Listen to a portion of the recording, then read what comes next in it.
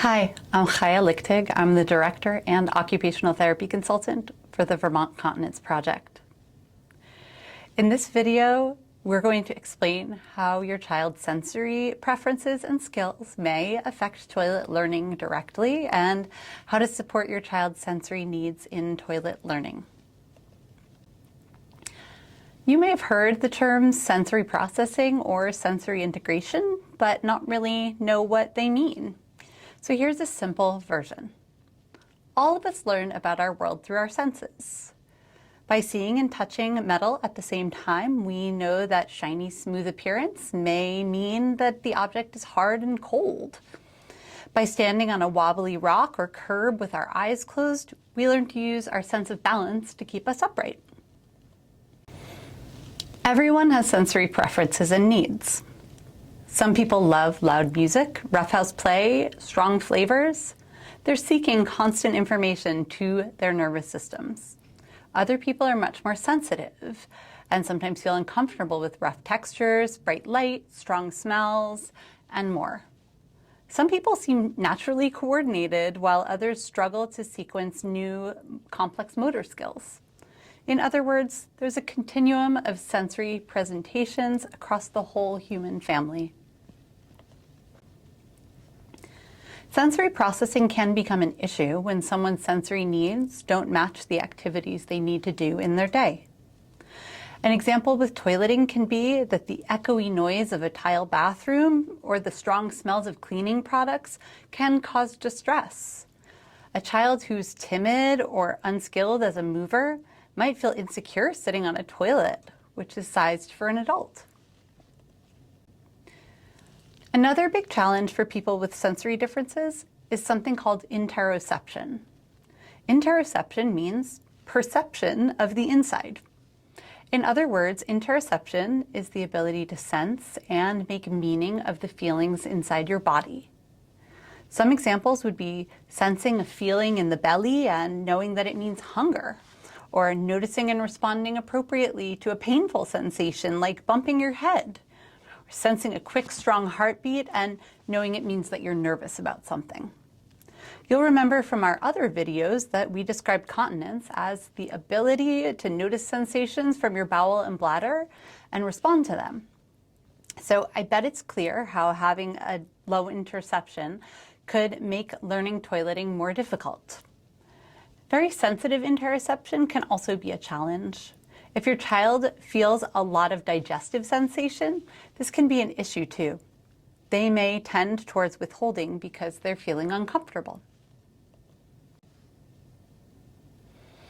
Whether you think that your child has identified sensory processing difficulties or not, we strongly suggest that you adjust the environment, routine, and teaching strategies to better match your child's needs. Everyone does better when the activity matches their skills just right. There are many ways to create more sensory-friendly environments. Using a seat reducer and a footstool every time is very important. Most toilets are sized for adults. Remember from the positioning and breathing videos that we have to have a relaxed pelvic floor and be able to take full breaths to use the toilet effectively? Imagine sitting on the very edge of your seat with your hands and feet in the air. Can you do that, relax, and breathe deeply all at once? Use soft objects to reduce echoes.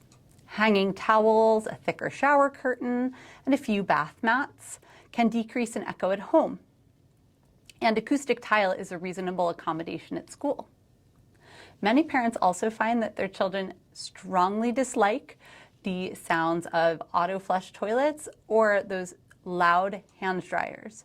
You can bring a pack of Post-its with you to cover the sensor on the auto-flush toilet and encourage your child to cover their ears when they're getting close to the hand dryers.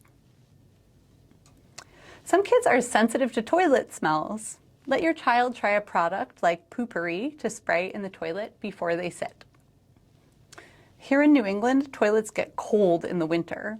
And it's no fun to pull your pants down knowing that you'll be chilly. It's also hard to relax the pelvic floor under those conditions. A seat heater, hot water bottle, or space heater in the bathroom can make all the difference. Are fluorescent lights bothering your child? A baseball cap can help, or consider a nightlight or a small lamp on your bathroom vanity. Even if you don't think that sensory aspects of the bathroom are bothering your child, you may want to try some of these and see if your child is calmer and more receptive to trying the toilet. You may even work with them to decorate. If your child struggles with the steps of the toileting routine, we can teach simplified, clear ways. For example, create a visual aid that reminds them of all the steps of using the toilet in order. We OTs call this a task strip. For copyright reasons, we can't give you access to ours, but you can find them online. If your child needs lots of movement and activity throughout the day, let them run, play, and jump before expecting them to sit. You might want to limit the use of the language you say to your child, especially when they may be trying to focus and tune in to body sensations. You may also want to turn off the TV or radio in the next room. One thing we work on often is how to teach toileting skills when someone has decreased interoceptive awareness of the need to pee or poop. Here are some tips. At the risk of sounding like a broken record, I'll remind you that your child cannot develop full sensation of the need to pee or poop if they are still constipated in any way. Until constipation is fully treated and has been given some time to start to resolve, we can't really say that your child has reduced interoception. All we can say is that they have a symptom of a medical condition, constipation. If you are sure that you're not in that boat anymore and your child's constipation has had some time to resolve, here are some more tips. People with interoceptive difficulties need words for the feelings in their body and what those feelings mean. If your child has had any success with identifying the need to pee or poop, or any success on the toilet, ask where in their body the feeling happens right before they go or while they're going. Offer some suggestions and some words for what that feeling might be. Pushing, squeezing. A schedule can also be very helpful to someone who can't feel the sensation as well. Many children wear a watch that alerts them to use the toilet on a schedule, even if they don't feel the urge at that moment. Over time, their body syncs to that schedule. They also start to learn what a certain sensation means because they feel it over and over at a consistent time under consistent conditions. Remember, all people have sensory needs. We don't get to choose them, and they affect us in a deep way.